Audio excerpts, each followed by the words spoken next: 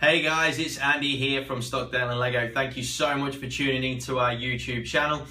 Today's topic is not the nicest topic in the world, but it's something that you do need to make sure you're aware of in case the result is not happening. Okay, so this is something that you'll be thinking about when you have been on the market for a little while, and there's a number of topics that you need to sort of tick off and go through. Ideally with your agent of choice, but with, even if it's just within yourselves, just to see where things are at with these various things. So, well, ideally, like I said, do it with your agent of choice if you can, because then that way you're all on the same page and you all have together. Like I said, it is a team game, so together you work out a plan of attack going forward. Okay, but just to point out the 6 topics that you need to have a look at when you are at a bit of a crossroads in your marketing campaign. So the first one, it is the most important one, and I know I keep banging on about it, and I do apologize for that, but I don't really. It's your goal, okay?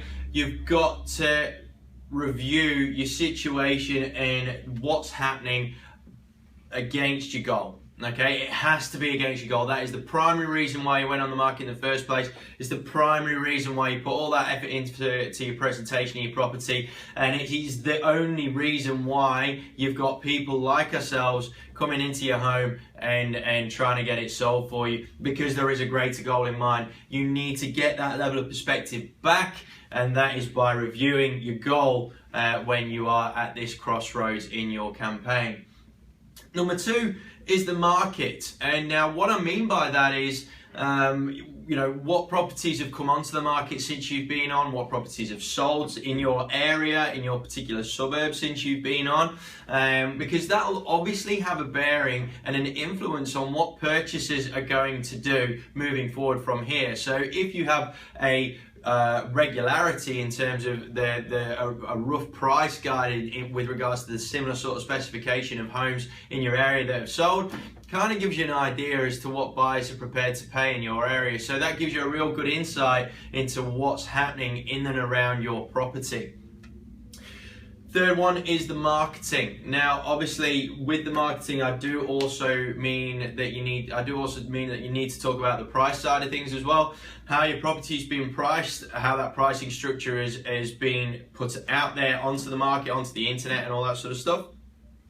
But as well as that, what tools have you used? Have you used your social media? Have you used your internet upgrades? All those sorts of things, all the little elements. Have the conversation with your agent. What extra things could we do that will give us a better chance of getting this property sold? What other tools are available? What other tools can you provide? All that sort of stuff, okay? You got to make sure that the agent is, of course, primarily working as hard as they possibly can to make sure that you guys get the price that will allow you to achieve your goal. Presentation number 4. Has there been any consistent feedback points that are rectifiable? Now, your agent of choice should hopefully, if there is something that's been consistent and it's been consistent early on and it is easily rectifiable, i.e. it's not going to take you a huge amount of time or money to get done, then look at getting those little bits taken out, because if there are reasons as to why people won't buy your house, there's no reason why you shouldn't just get rid of them, okay? So review the presentation, see if there's anything that you can do that little bit better to improve your chances.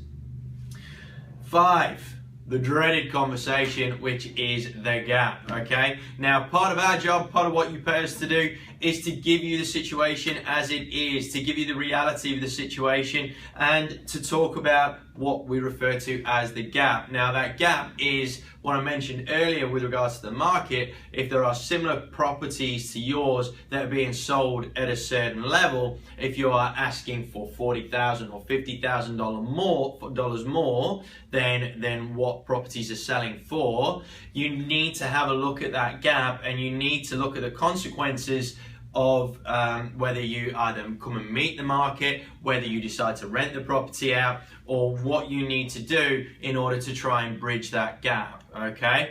And then 6 is your overall situation. So obviously this is a stressful process and it will take its toll on you if you're not careful, okay? So make sure you assess how your family are feeling about things, how the situation and how being on the market is affecting your relationships and your health and well-being and all that sort of stuff as well, because that's really important. You know, there's nothing more important to you than your family and your health. Okay, so you've got to have a look at your overall situation and ascertain whether, you know, you've got the energy and the buzz and you've got the drive and your goal is still worth going for based on how it's affected your overall situation. Okay, obviously that rule really applies probably more so to your owner occupiers, but to the investors who might have goals to consolidate, or they've got a set deadline that they have to have the property settled by for tax purposes, yeah, you got to have a look at that as well, and let's see how close you are to those deadlines. Okay, so like I said, have a look through all 6 of these points, break it down so you do actually work it out in that sort of order, because again, it will help you to, if you deal with it. She's still coughing from last week, by the way, guys. Have a look at each situation, because if you take it in bite-sized chunks, it becomes a lot more easier to swallow. Okay, and you get that grand perspective based on the various elements, based on the information that you'll get from your agent, from the market, and have a real solid plan of attack that is based on a foundation of knowledge rather than speculation. I hope you found that useful. Like I said, guys, we're always available to you, so give us a call on 51961444 if you do have any questions about anything to do with the real estate market. We're here for you and we're here to help. See you next time.